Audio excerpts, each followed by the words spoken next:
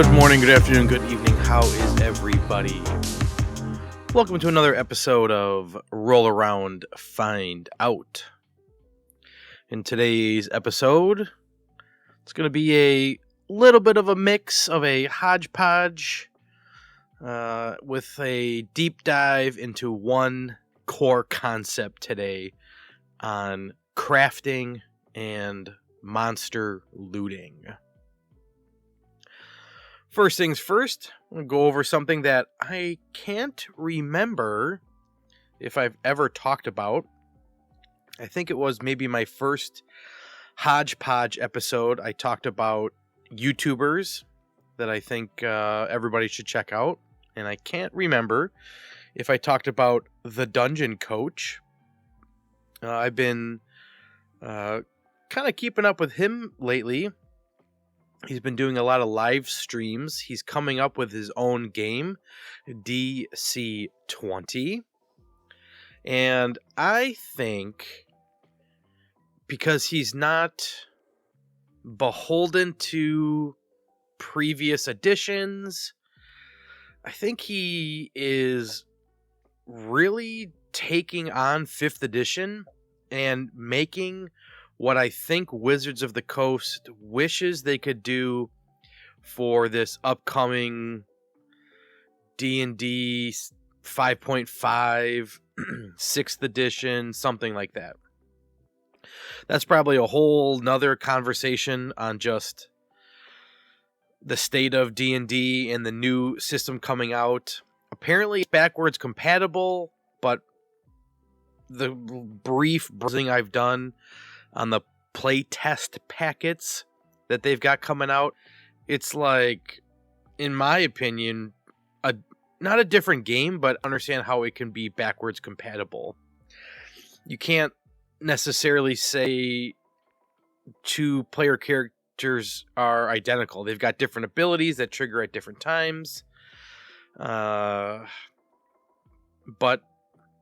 without going down the rabbit hole, which I slowly am here, 5th edition is their most popular edition. You name the reasons: COVID, Critical Role, who knows? But they can't really change the game to, if you know D&D, they really can't experiment with like a 4th edition. Now they can, but they're going to risk alienating all of their current fan base, which, if you follow the news as of December 14th, 2023, I guess is dwindling. I don't know. But this DC20 here, he's like everything that people would complain about 5th edition. He's got a system in place. He's tweaking it. Here's his Kickstarter. Highly recommend, if you do Kickstarter, that you check out the launch. And if you know nothing about it, at least when it launches, you can educate yourself on it. In the meantime, if you want to learn more about it, he's got a great website. Now, I'm probably a little biased here. I'm probably a little jealous. He's a former teacher. I'm a current teacher. And he left the profession, became a professional YouTuber, and things snowballed into the OGL crisis or debacle. And he said, "Oh, you know what? All right, let's pounce on it. Here's my time." People are moving away from D&D, and so he's coming up with his own system. And basically, he's living the life I want to live. And he's a handsome fella. Let's see if I can find a picture. Let's go to YouTube. The Dungeon Coach.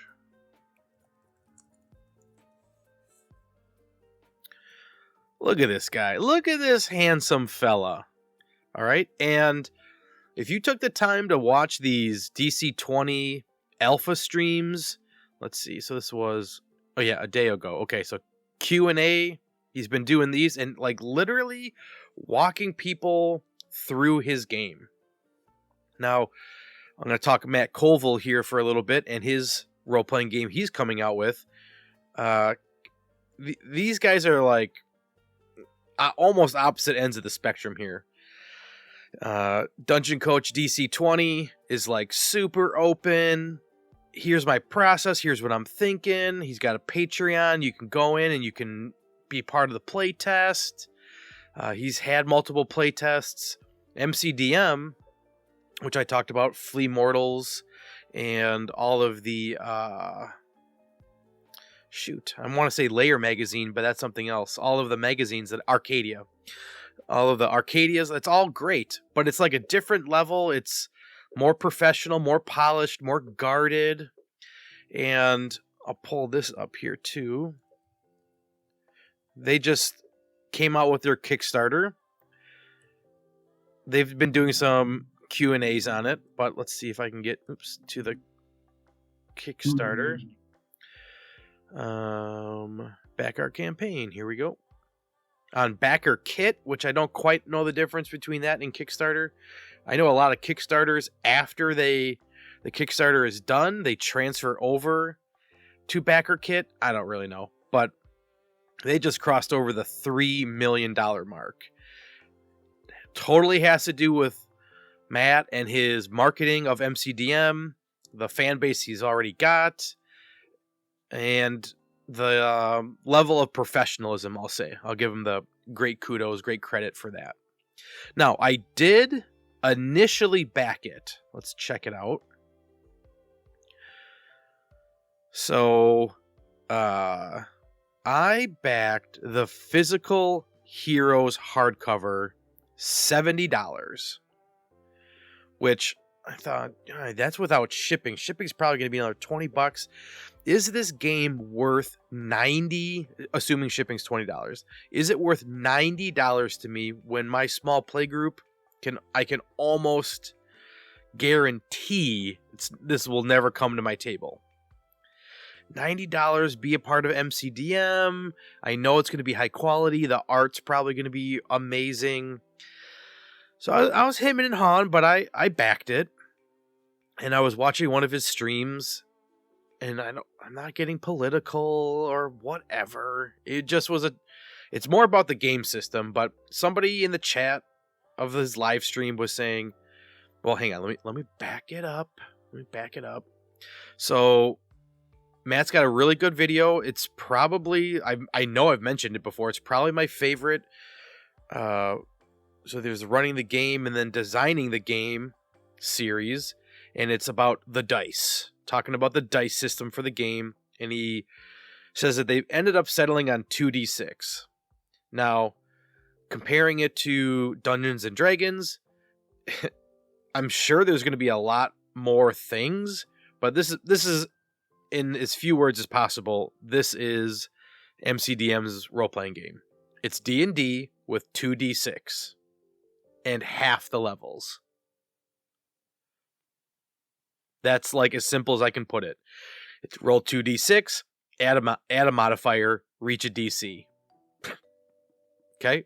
And in the live stream, they said that it's half the levels, and the goal of the game is how D&D is trending. If you were to go back to 0 edition, 1st edition, OSR, where people want these crunchier games, inventory management, dungeon crawling, things like that. They said, look at the evolution of 5th edition, where people are saying that they love the heroic fantasy. I think that's the term they use.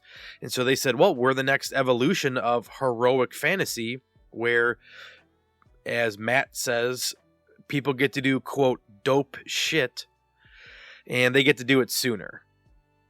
So I thought, okay, you know what? I'm kind of on board with that. I'm not super into the heroic fantasy of my players being superheroes with their powers. I'm also not super big in the OSR, where it's super crunchy or simplified and basic. I kind of like the realm of, I'm probably, me personally, I'm in between like OSR and 5th edition. That's where I fall. So this is on the other end of the spectrum, being more heroic, which, okay, so that wasn't my cup of tea, weighing that, blah, blah, blah.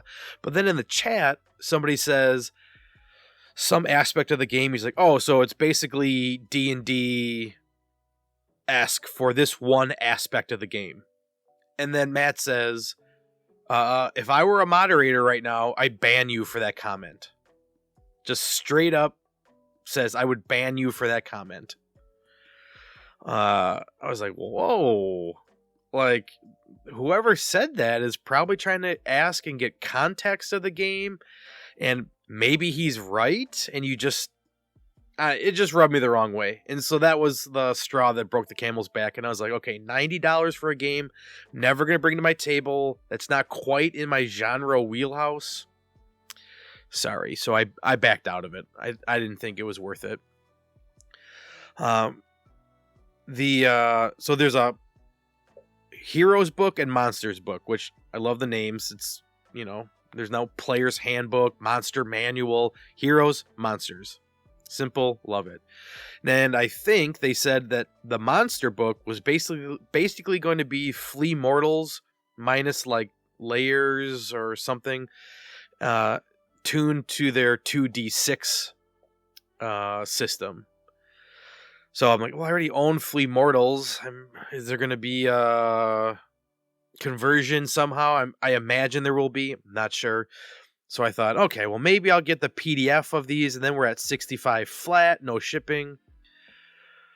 Or just a PDF of the Heroes, that was $40. I'm like, okay, well, we'll see when it comes out. It's not going to be for like another year or so. So we'll see when the dust settles. Maybe I'll check this all out, but I praise Matt Colville. I'm sure he's a great DM.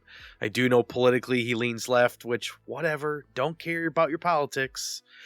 But this year may not be for me, which Matt Colville did say, this isn't for you. If you think, this heroic fantasy is not for you, it's not the game for you. Which, great. But again, I would ban you for that comment because you thought it was like D&D. Which, okay, all right. Off my soapbox. Back to Dungeon Coach. One of the nicest people on planet Earth. Probably because he's a former teacher. Check out his website, thedungeoncoach.com. He has an alpha version of it, which you can purchase for $14.99. Heaven forbid it round up to $15. And you can read the screen here, but it basically is 4 PDFs. It's totally alpha. He even says, like, it's not the beta, and beta will be something you get when you back the Kickstarter. This does not include the beta. That will be the full game and is part of the Kickstarter. All right, just want to get that right, I guess. 100 pages of core rules, fillable character sheets, one-shot adventure, and a monster creation guide. So $15 for me, not worth checking out. It is a D&D-esque system. Roll a D20, add a modifier, meet a target number, so that doesn't quite scratch my itch. But let me go to... all right, I was going to go to DM's Guild, but I don't have to. If I go to PDFs, I don't know how many are on here, but go check these out. This one's a really popular one. All Cander's Almanac of All Things. I don't own this one. I think it is his most expensive one, but let's read it. Is a full expansion to the 3 pillars of 5th edition, but these rules are modular and full of examples on how you can use them at your table and tweak them to best fit your group. Totally a great thing I love about the Dungeon Coach is he has rules and then variant rules, optional rules. He's like, here's the 5th edition rule. Here's why I don't like it. Here's how I run it. If that doesn't quite gel with you, try this. So here are things that it covers. Movement rules, help actions, custom character options, fall damage, potion systems, new attunement rules, new leveling systems. Inspiration, how do you earn it? How many can you have?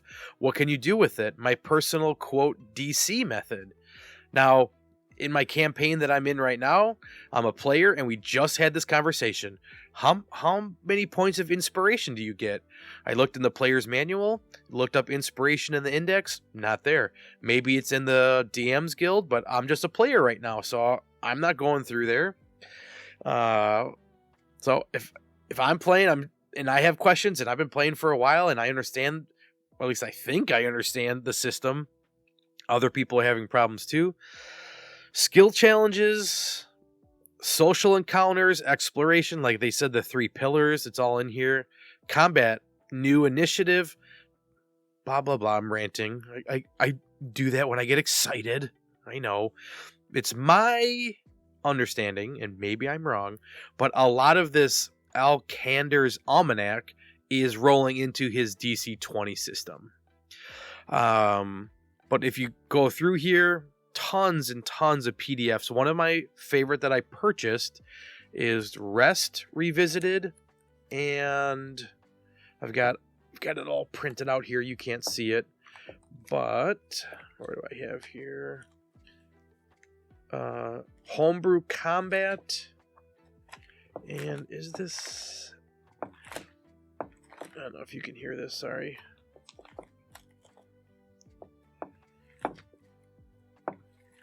Is this the Dungeon Coach? No, it's not. Okay, never mind. Ignore everything I just said.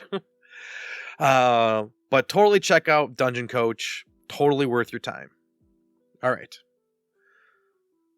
What else do I want to talk about? MCDM, Dungeon Coach. What do I got my tabs up here? Oh yeah, okay. This is a slight step forward to our deep dive on crafting and monster looting. Okay, here's another person to check out, Anne Gregerson. Hopefully I'm saying that correct. I would say like relatively small, but super impactful content creator here. Monster loot, we're going to really get into this one. But she's got other resources. Bloodied and Bruised. I don't own that. Shame on me. There's 2 volumes. What? I need to research more on that. Let's see. What are her other... Let me click this one because I think I can find it here. Okay. So here's her resources. And we're going to go over this one. Monster Loot for the Monster Manual. Literally breaks down every single monster in the Monster Manual. Hang on, sneeze coming. Unprofessional. Probably won't edit it out. And then they've got another book, Volo's Guide to Monsters. Okay, a whole book, whole PDF here of monsters and loot for the monsters in Volo's Guide to Monsters. Same for Mordenkainen's Tome of Foes. Then it even breaks down into, oh, you bought Dragonlance? Okay, for every monster in there, here's how you loot them. River of the Frost Maiden, everything in there. Here's all the loot for those. Let's see, a little further down. Here we go. They've got Surviving the Apocalypse, custom crafting system designed for 5th edition. I don't own that. Shame on me. Maybe I'll buy it right now. $9.95. Craft legendary weapon and armor. Shame on me for not having Gesh's Guide to Making Things. That's great. Also, if I go back, they've got a bundle for all of these. Check out the bundle here for 50% off all released monster loot titles. That's great. $50. I'm going to tell you it's worth your $50. If you are running a long-term campaign, it's worth it. All right. Anne Gregerson's Bloodied and Bruised Monster Manual. New combat actions for the creatures in the Monster Manual. Let's go. Bloodied and Bruised is a series providing new combat actions for the creatures in the 5e roster. When pushed to their limits in combat, these monsters, critters, fiends, and foes gain new abilities that aid them in battle, or perhaps spell their doom depending on the circumstances. Bloodied and Bruised takes inspiration from the Bloodied condition from 4th edition, making entirely new combat actions that can completely change the nature of a fight.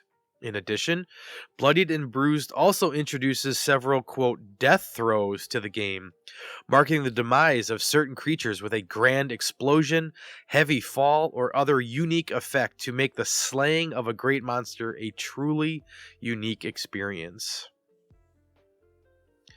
Oh, another great thing.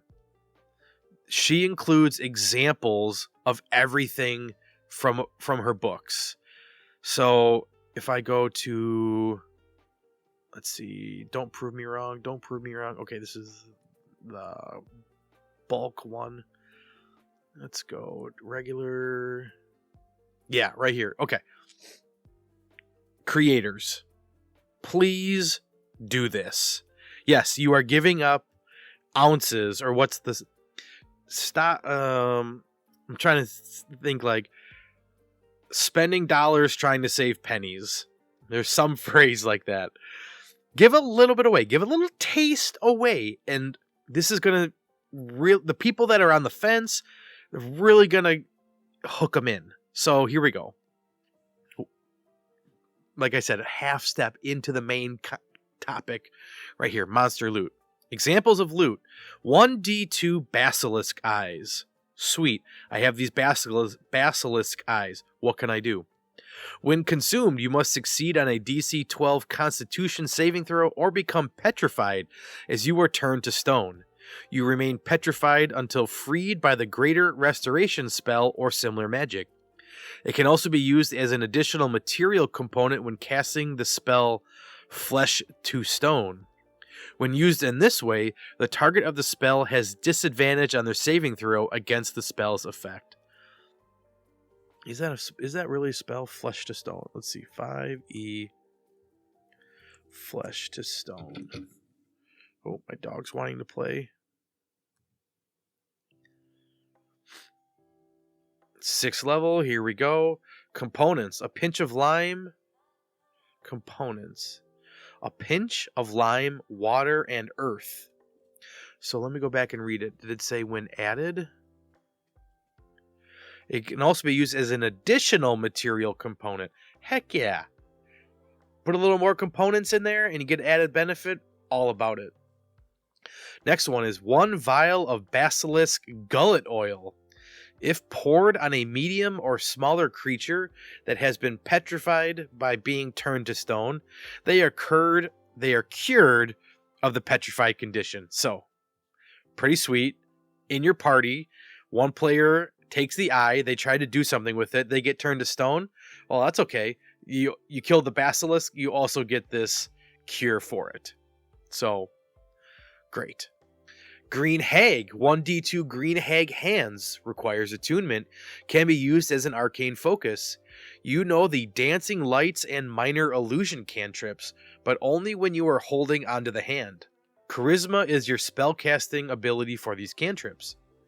1 Green Hag Tongue. When consumed, you can mimic animal sounds and humanoid voices for 1 hour. A creature that hears the sounds can tell they are imitations with a successful DC 14 check.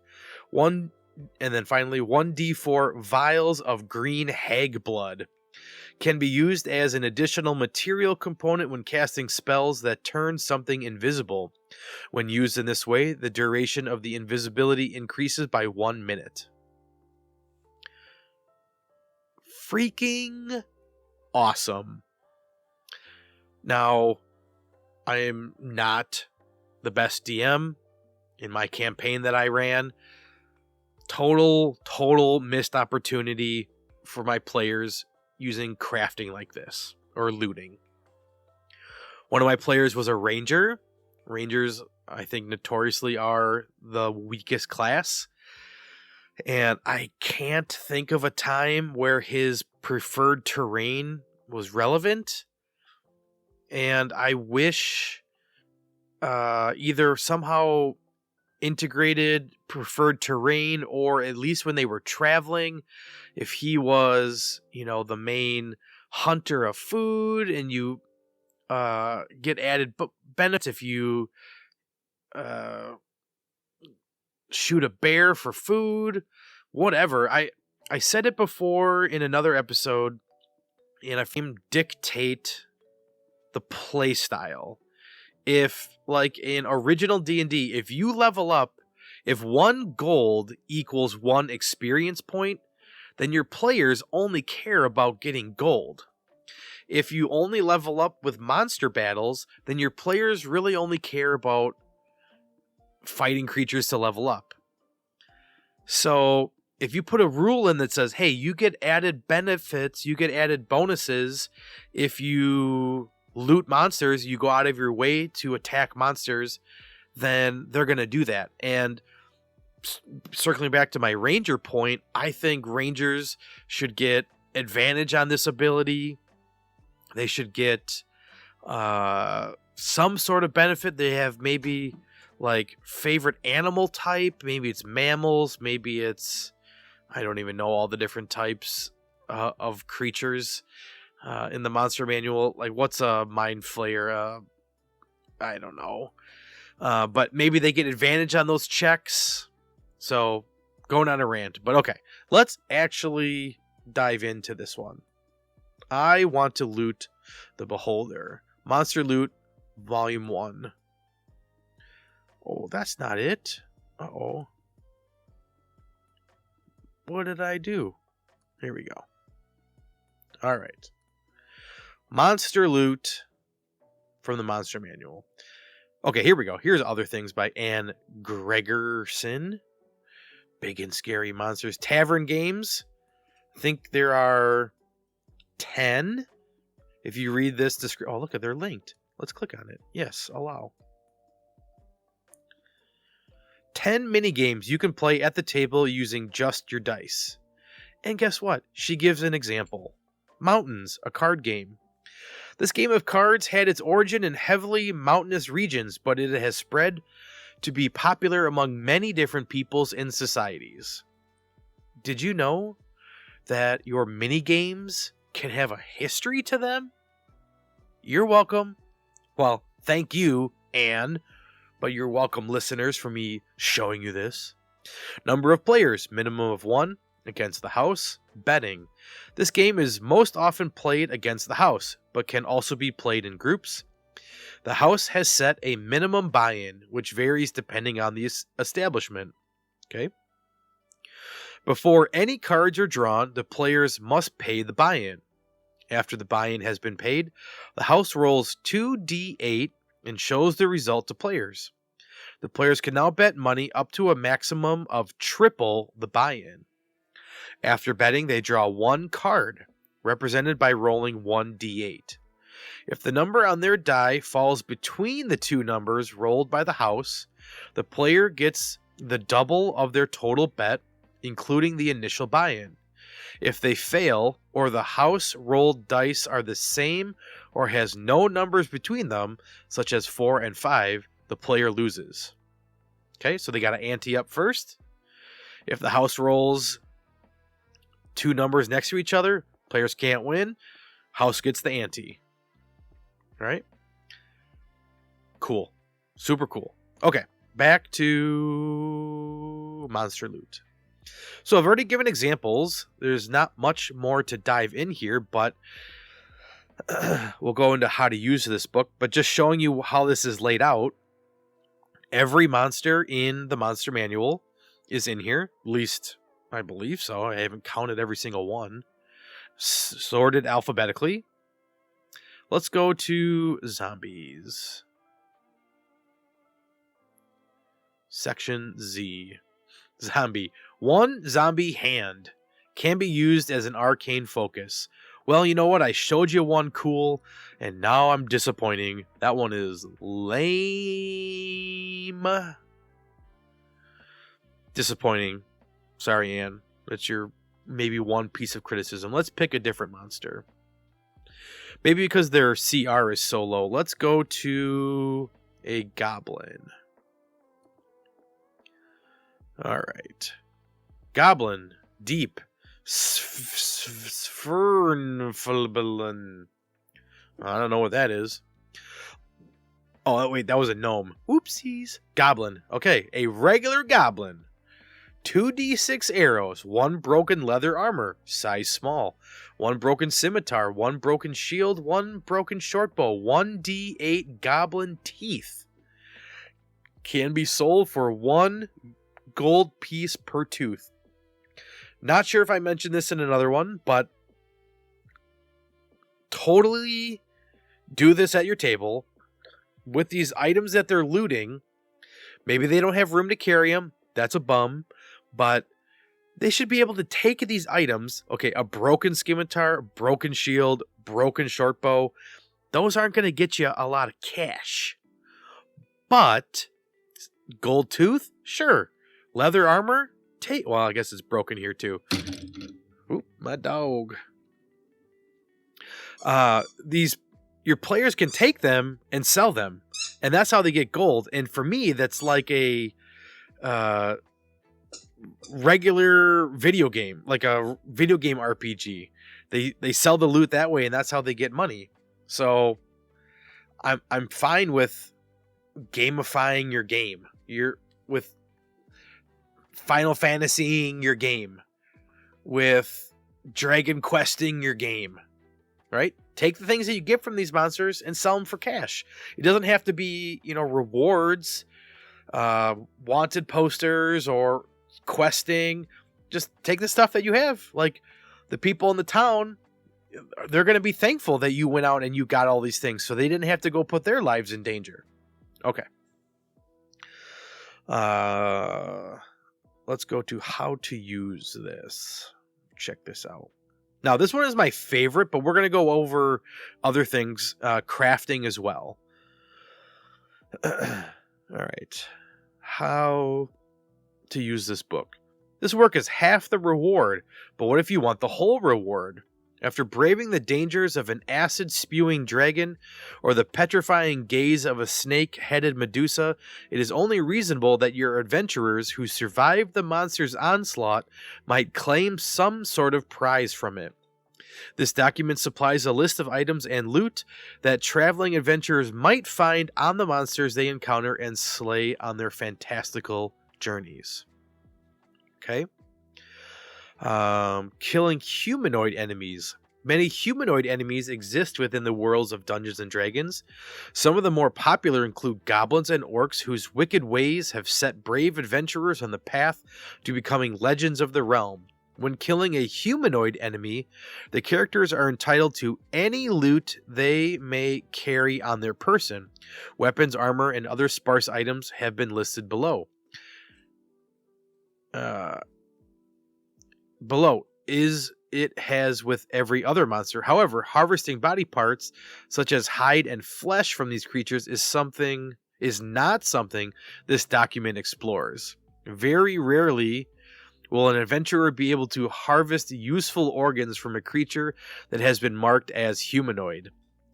I get it. Like, that's kind of gross, right? Like, if you find a snake and you get its venom from its fangs, that's cool.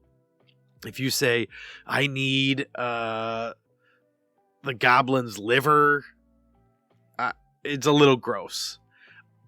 My table, I don't think I would care. Yeah, sure. What are you gonna do? What are you gonna do with the liver? You're gonna, oh, my dog and the squeaker. She's more important than anything. So, yes, I will play with her while I record. Sure, maybe you want to make liver stew. Great, go for it. Oh, she is. I wish you could see her. She knows what she's doing. Okay, how does this work? Am I going to spoil this? And if I go over the process of this, I'm not sure. But I guess I will. I don't know. An ability check. All right, how this works. When a character attempts to harvest a creature, they must first succeed on a specific ability check to successfully harvest the components of it. The nature of the ability check depends on the type of creature the monster is. The following table should be seen as for splitting up the checks and can be changed to better fit the nature of the game at hand. So, beast, dragon, giant, monstrosity, plant. nature check. Humanoid, survival check. That one, maybe. Celestial, fiend, undead, religion, I'm okay with that. Aberration, construct, elemental, fey, ooze, arcana check, I'm okay with that. The DC check is determined by the CR of the creature being harvested, but the harvesting check DC cannot be lower than 10 and cannot be higher than 30. If a character succeeds on the ability check, they are able to harvest all available loot on the monster. If they fail the check, the character is only able to harvest half of the items. If the character fails the check by 5 or more, a mishap will happen during the harvesting process. This could be anything from piercing a gland of acid to an environmental accident such as a rock slide covering the creature. Regardless of the nature of the mishap, all loot is lost if one occurs. So freaking cool. It's not just a free gimme. 1, you slayed the monster. That was a lot of work. 2, now you got to put the work in to get this out. It's not just, oh, it's dead, we get it. Let's see, did they talk about time? Here we go, sure. How big the monster is, how long it takes to harvest. Time of death. If your creature's rotting away, you're going to have a problem. Types of loot. Let's see. Some creatures are able to use armor and weapons, but they don't always take the best care of them. If an item as the broken descriptor, I think that's a typo, I should say, has the broken descriptor, this means that the item was damaged either prior to fighting or during the fight where the creature died.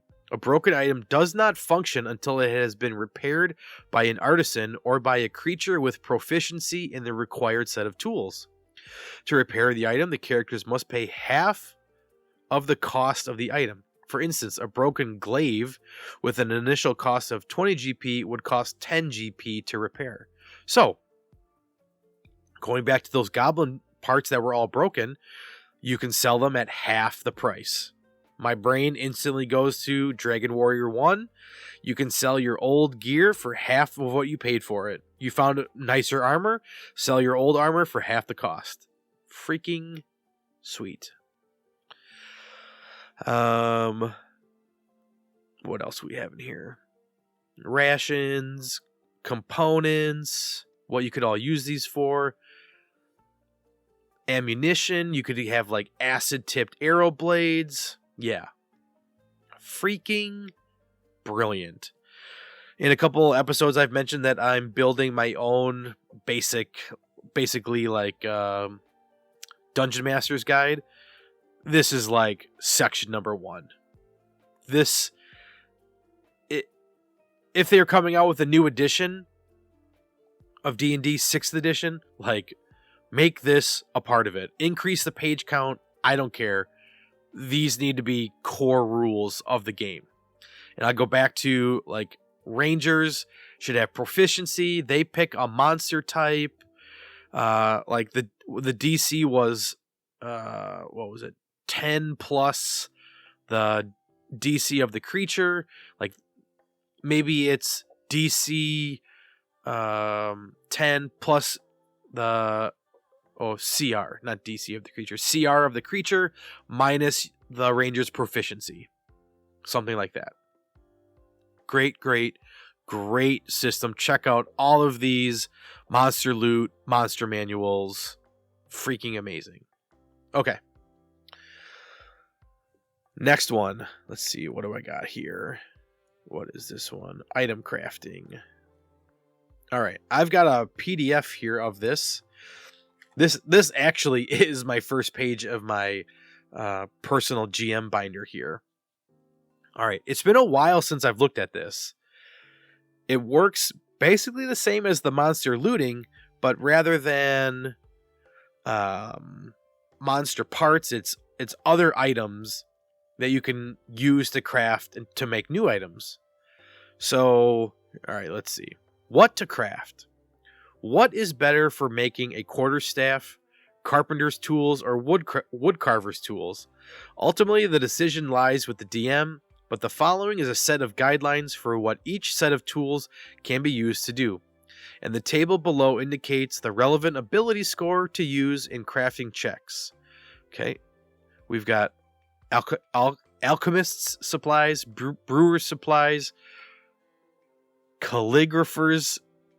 Wow, I am just mind farting so hard right now.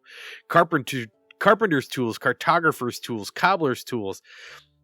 Maybe I am not that smart, which check, not.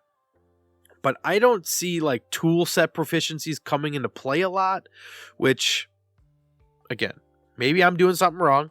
I don't have the most experience. I haven't played for decades at all these different tables, but using these tools, using the skills here, when you're trying to do something, I think really shapes a character's purpose in the group.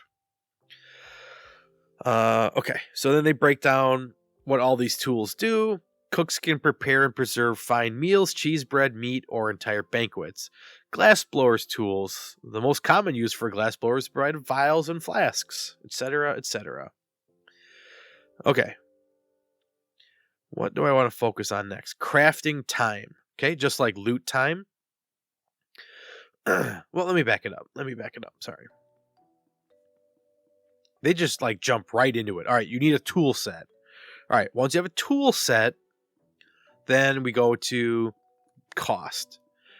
Properties. The following properties of the crafting process should be determined by the players and DMs before or during the crafting process, as these will affect the time and cost to produce an item, as well as how much the item might be worth if the players then decide to sell it. So, base cost.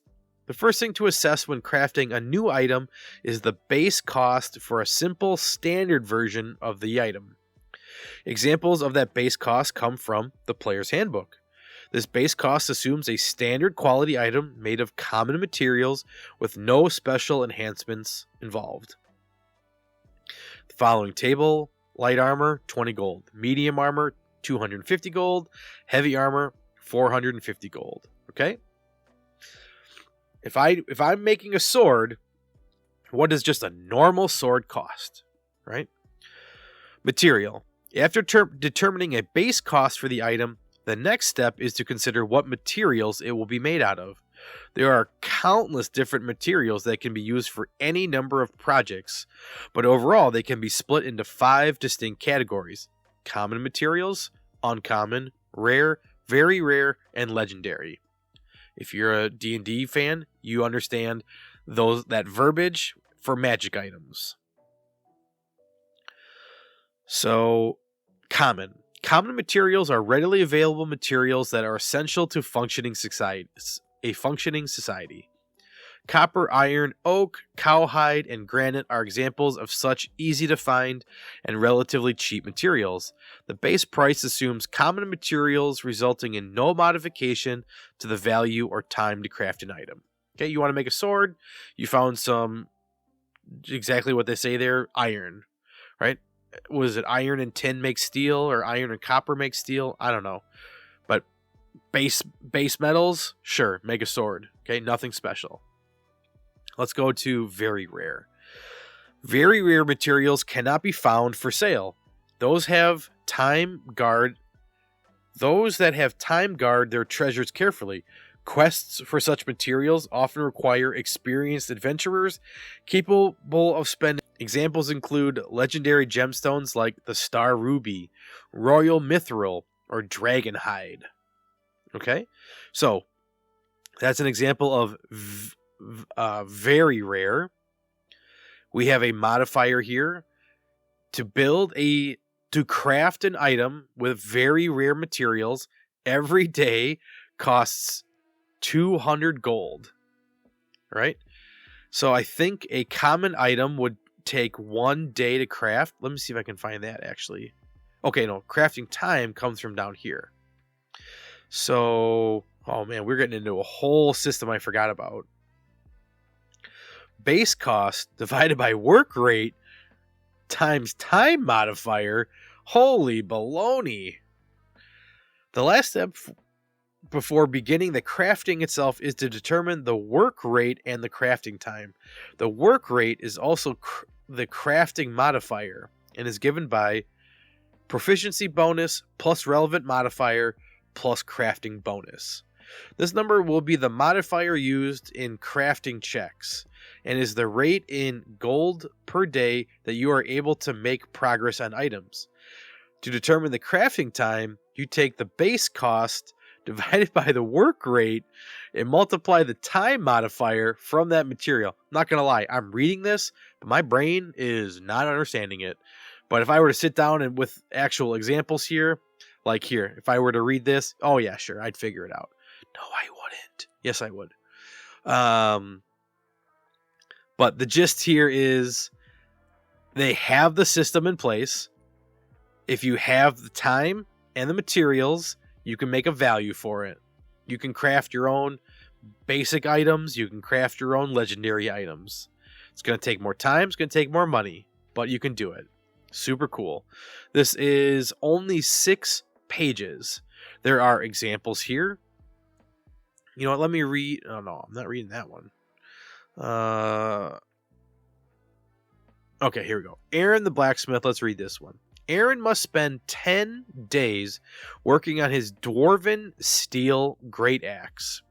At the end of each day, he makes a crafting check with a +6 modifier, since he is using his +1 smithing tools.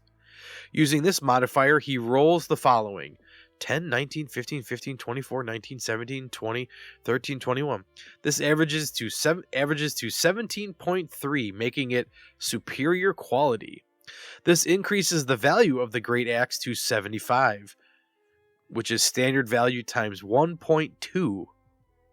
Holy baloney. At the end of the day, oh yeah, it's right here. I'll read this one too, I guess. Aaron the blacksmith. Aaron is a retired adventurer that has decided to become a blacksmith using a set of +1 smithy tools he found as an adventurer. He was a fairly strong, 16 strength, 3rd level fighter when he retired, and has since gained proficiency with blacksmithing tools. Aaron's work rate is +2 proficiency, +3 strength mod, +1 tools is 6 gold per day. There we go. Now we figured it out. He's a 3rd level fighter, +2 proficiency, plus his strength bonus, plus the tools that he has. Great. Figured it out. Aaron has heard of a barbarian adventurer soon to be arriving in town and wants to try and make a great axe out of dwarven steel to sell to the individual. With a base price of 30 gold from the player's handbook, it will take Aaron 30 gold, 6 gold per day, 30 gold divided by 6 gold per day divided by day times 2 to use uncommon materials equals 10 days to craft the great axe. Well, let me figure that out. 30 divided by 6 is 5. 5 times 2 is 10. Okay. What does it cost in the player's handbook divided by his skill? So let's say he was even more skilled and he had a rate of not 6 gold per day, but 10 gold per day. So that would mean if the base price was 30 gold divided by 10 would be 3. 3 times 2 would be 6 days to craft the great axe. Got it. My brain locked it in. Crafting the great axe will cost Aaron 10 days times 5 gold per day. Okay, why 5 gold? I thought it was 6 gold. Crafting the great axe will cost Aaron 10 days times 5 gold per day because of uncommon materials. All right, let me see if I can find that. Uncommon materials. Okay, that comes from here. 5 gold per day. Uncommon materials, which I didn't read. Uncommon materials are still available if you have the money. They are more difficult to prepare and generally valued above simple common items, which adds to the time and cost to craft the uncommon items, but leads to greater value as well. Garnets, dwarven steel, common mithril, silver, iron oak, and marble are all examples of uncommon materials. Okay. Back to what I was reading. Okay, takes 10 days, 5 gold based on uncommon materials, 50 gold minimum to craft the weapon. This great axe will have a standard value of 30 gold times 2.5 for uncommon materials, will cost 75 gold. That's what it's worth. Let's go. Let's see. Do they have a modifier 2.5? The value. Yeah, 2.5. All right. We got there. 50 gold minimum to craft the weapon. So if I'm Aaron, it cost me 50 gold. Gold points. GP. But it didn't actually cost Aaron money. It's costing him labor. And we are putting a price on that labor at 5 gold per day. Okay, yeah. Makes sense to me. So, this is great. All right, it's 6 pages. The first one is all cover. And even though I stumbled and fumbled my way through this, because like I said, it's been a while, this won't have all of your answers, right? Like, if in your campaign you come across coal, right? Thinking like Minecraft, coal. What can you do with coal? I don't know. Maybe you can use it to stain your armor black, so you get an intimidation bonus, right? I imagine coal is is a common item. I don't know. Let's see. Minecraft. I find. Oh, there's iron. Iron's in here.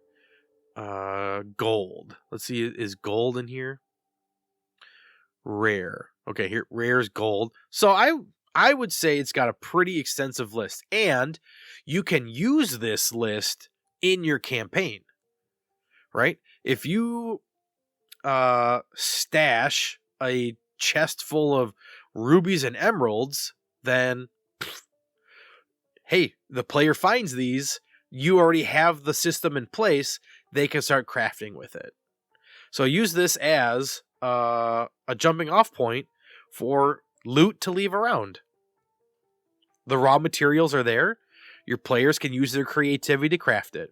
I mean, crafting and looting, so freaking cool. All right, what else do I have here? Okay, this is something that complete off topic. 248 pages. This was just posted on DriveThruRPG. It's called Sake, Sorcerers, Adventurers, Kings, and Economics. And I'm sort of kind of checking this out, but I'm confused. It's got like, it seems like a fantasy game, but it's also like samurai, Asian inspired. I'm not sure, but it's 248 pages of free game. So that's something I'm checking out. Okay, yeah, I think I have 2 other resources. Let's go here. Here we go. Okay. A website that I need to use more is called the GM Binder. And the reason why I don't quite use this, and let's see if I can prove my point right here. Okay, I'm going to generate the PDF. 109. Okay, I also had this problem at work today, so I'm not quite sure. Let's do print a PDF.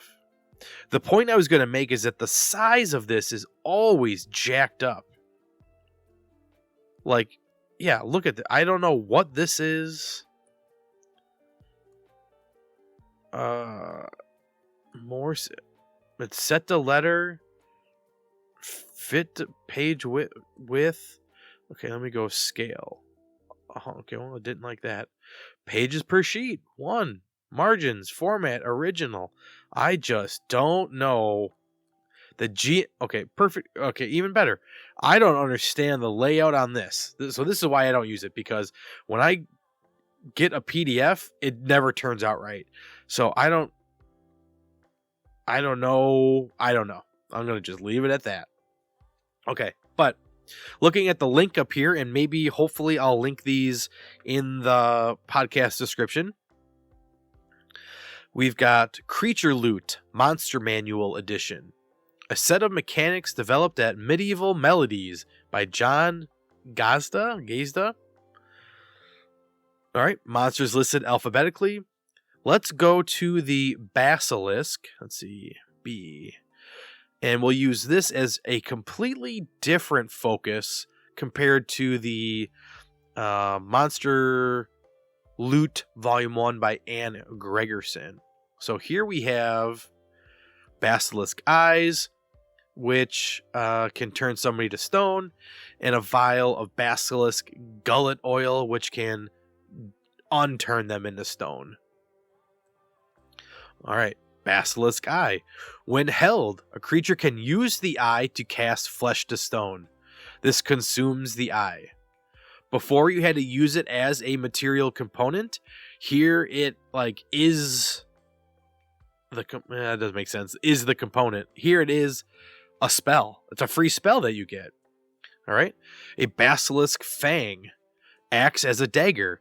Can be crafted using smith's tools into a dagger that deals an additional 3 or 1d6 poison damage on a hit. Freaking amazing. In the last campaign that I played in, what was it? I killed a Manticore, and I took something from the Manticore. Might have been his fangs or something. Shame on me for not remembering. And I used it for something, and it was really rewarding to me because I slayed the beast. I slayed the monster, and I was able to use them to advance my character. So, super cool. A Basilisk Stomach. No immediate use.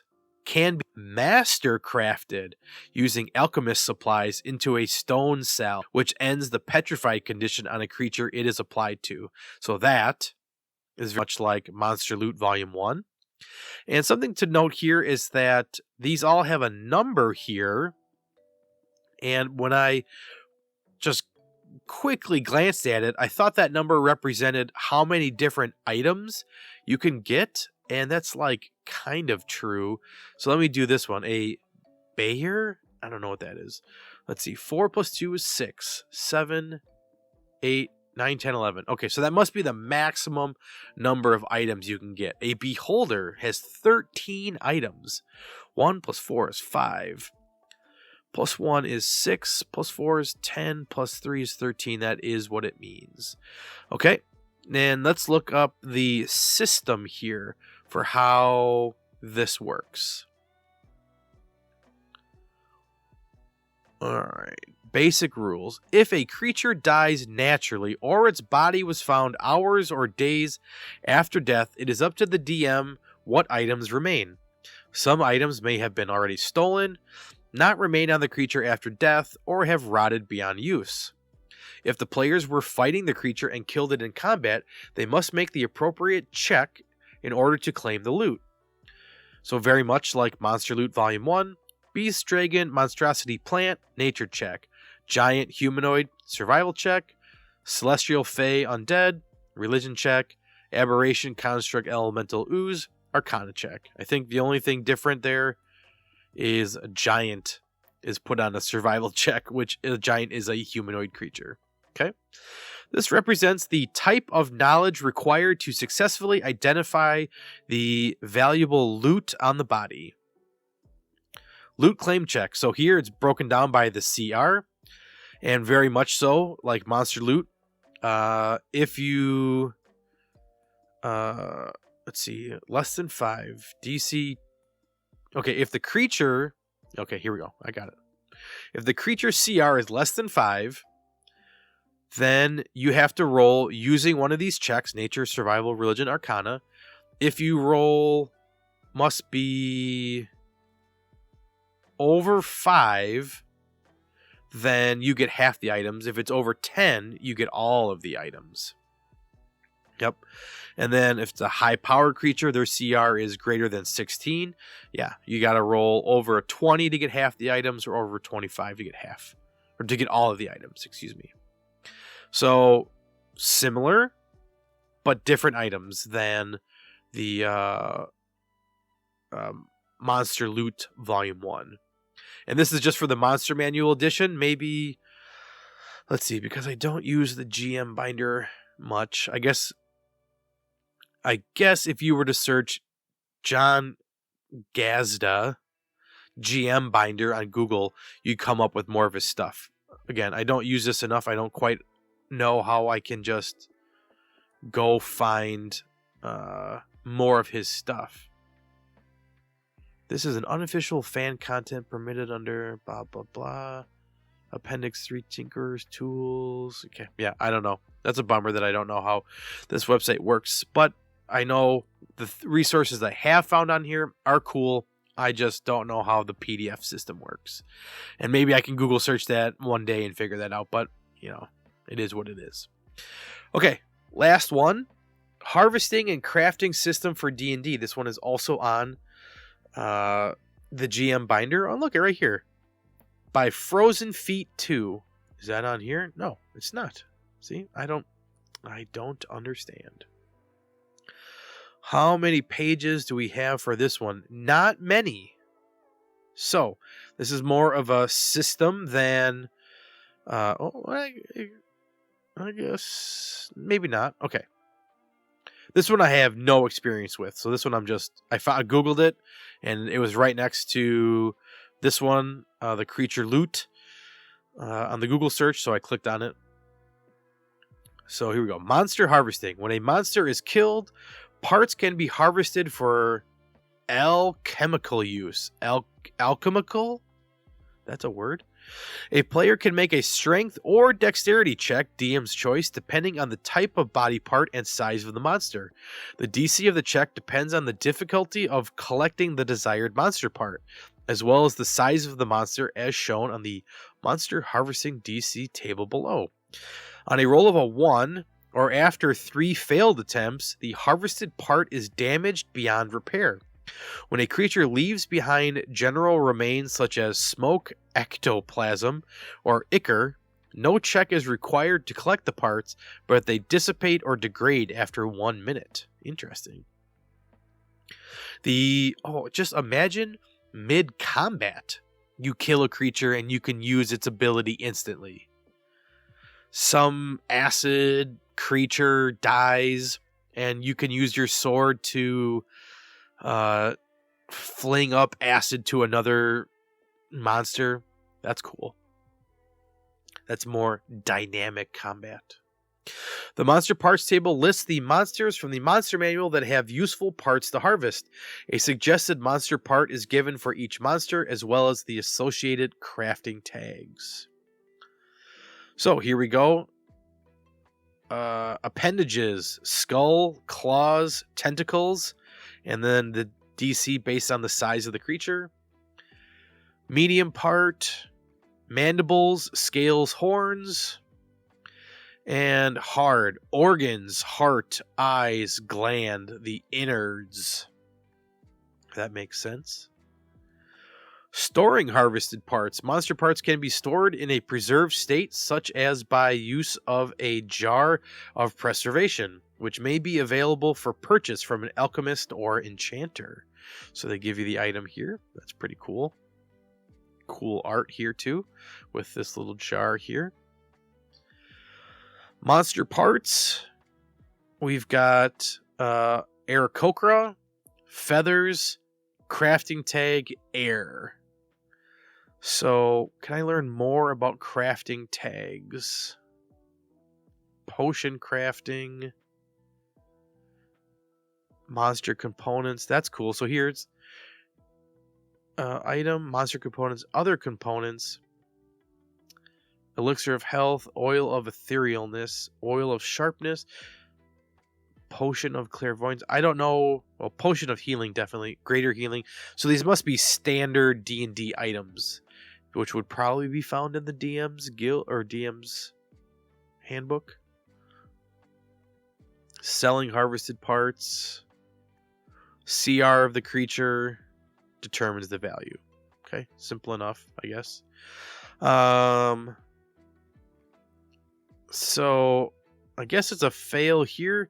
It doesn't necessarily like help you specifically with an item. So like Aarakocra, you get their feathers, and somehow it just helps with things in the air. Things can float, feather falling, something like that. Let's go to a zombie, my go-to standard. What do you get from a zombie? You get a brain and something unholy. So if I can find crafting tags quickly, see if I can search. Tag found 12 times. Monster parts have been given one or more crafting tags to denote the essence that the monster part contributes to the alchemical crafting process. These represent a variety of innate, arcane, elemental, and physical characteristics of these monsters.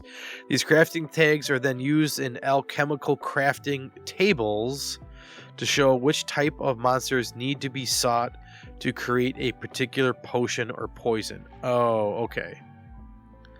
Okay, so these tie in together. So these are the monsters.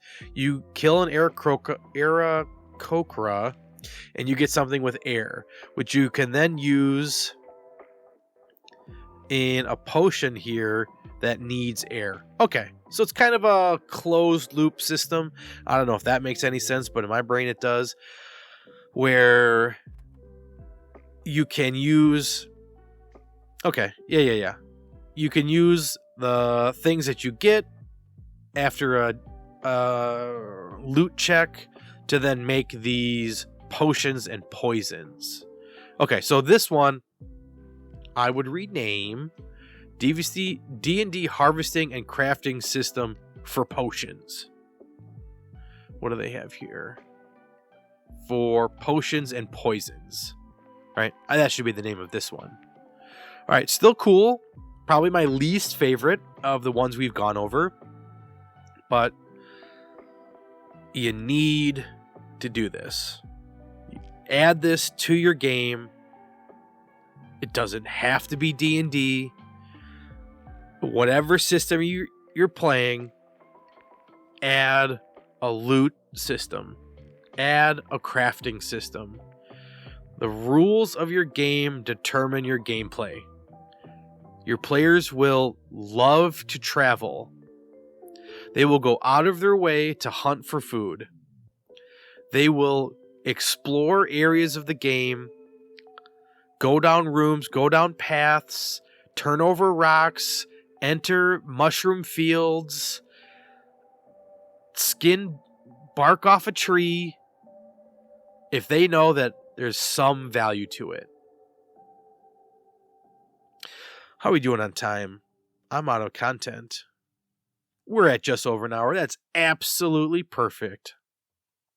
Check these out. Check these systems out. Go give Ann Gregerson your money. Just do it. Worth it.